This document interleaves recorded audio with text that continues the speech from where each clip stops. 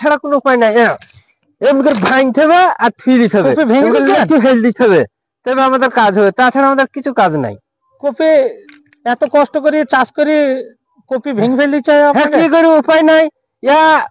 বাড়ির সোনা বন্ধক দিয়ে ফসলটা তৈরি করলাম, তৈরি করার পর এবার দাম পেছনি, সেটা ছাড়াও কি করে সুদে সুদে আমাদের সেটা বিক্রি হয়ে যাবে।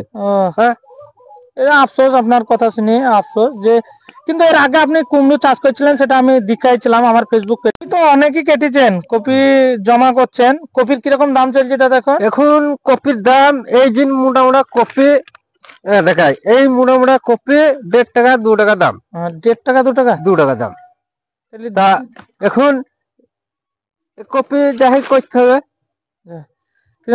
কপি 1.5 টাকা 2 টাকা হইলে আপনার লাভ হবে? লাভ কি করে হবে? এত লাভ হয় এই জন্য এত দামের কপি, আমাদের ভাঙা ছাড়া কোনো উপায় নাই। এমনি ভাঙতে হবে আর থুই দিতে হবে, ফেল দিতে হবে, তবে আমাদের কাজ হবে, তাছাড়া আমাদের কিছু কাজ নাই। কপি এত কষ্ট করে চাষ করে কপি ভেঙে ফেল দিচ্ছে, কি করে উপায় নাই।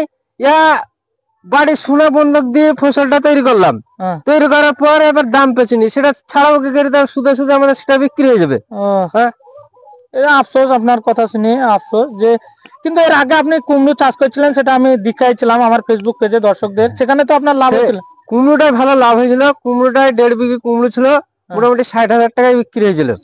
তো সেই 60,000 টাকা এবার ঘাটতিতে কপিতে ঘাটতি লেগে যাবে পুরা। সেই টাকাটা এখানে লোকসান হয়ে সবই আপনার খাটনিটা সব বেকার। আপনি তো বিঘার পর বিঘা কপি চাষ করেছেন, দেখছি কপি দেখতেও খুব সুন্দর, কিন্তু দাম পাচ্ছেন না। দাম ফাম কিছু নাই, আমাদের সবই লুসখান। তো কোথায় বেচতে যাবেন এখন? এখন নিয়ে যাবো জিনগর নাইল পলাশি নিয়ে যাবো।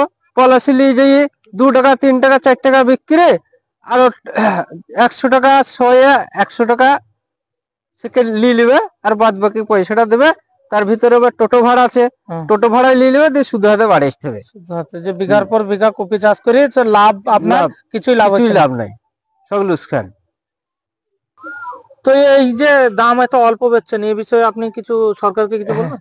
সরকারকে একটাই বলার উদ্দেশ্য যে এই যে সার্ভিসের এত দাম, সার্ভিস কিনতে যেতে আমাদের সব শেষ। তা সার্ভিসের দামটা যাতে একটু সরকারের কাছে আমাদের অনুরোধ, যে দামটা কমুক, তাহলে আমাদের একটু প্রফিটটা আসবে। যদি এত কম দামে বেচো, যদি সরকার যদি সার্ভিসের দামটা একটু কমাই, তাহলে আমাদের একটু প্রফিট আসবে, না তো সারেই সব শেষ, সে তো সারের পয়সাও উঠবে না। তা তো ধান দিয়ে একটা ফসল তৈরি করতে, এইটা তৈরি করতে মোটামুটি কত টাকা খরচ হয়েছিল? তৈরি করতে মোটামুটি 1 বিঘে ভুঁয়ে মোটামুটি 20-22 হাজার টাকা খরচ, তাদের নিজের খাটনি বাদ। তাহলে ওই পয়সাটা তুলতে আমাদের হাঁপ লেগে যাবে। তো বুঝছি, আপনি বিঘার পর বিঘা কতটা তাও কপি চাষ করছেন আপনি? এবার মোটামুটি 1.5 বিঘি 2 বিঘি ছিল। 1.5 2 বিঘি সবটাই লোকসানের খাতায়, সব লোকসানের খাতায়। কিন্তু এবারে এত বিক্রি হয়েছে না, মনে হচ্ছে যে উলাদ দিয়ে এই হ্যান্ড ট্রাক্টর দিয়ে চষে দিতে হবে, জমি চষে দিতে হবে। তাছাড়া তো কোনো হাত নাই। তো এতক্ষণ আপনারা শুনছিলেন একজন চাষি, প্রান্তিক চাষি, যিনি বিঘার পর বিঘা কপি চাষ করেছেন, কিন্তু কোনো লাভের আশা তিনি দেখতে পাচ্ছেন না। তার মনের আক্ষেপ আমাদের সামনে প্রকাশ করলেন। সকলকে এই ভিডিওটা শেয়ার করার জন্য বলবো, যাতে সরকারের কাছে বার্তাটা পৌঁছায় এবং চাষির উপকারে আসে। সকলকে অসংখ্য ধন্যবাদ। চাষিদের পাশে থাকুন।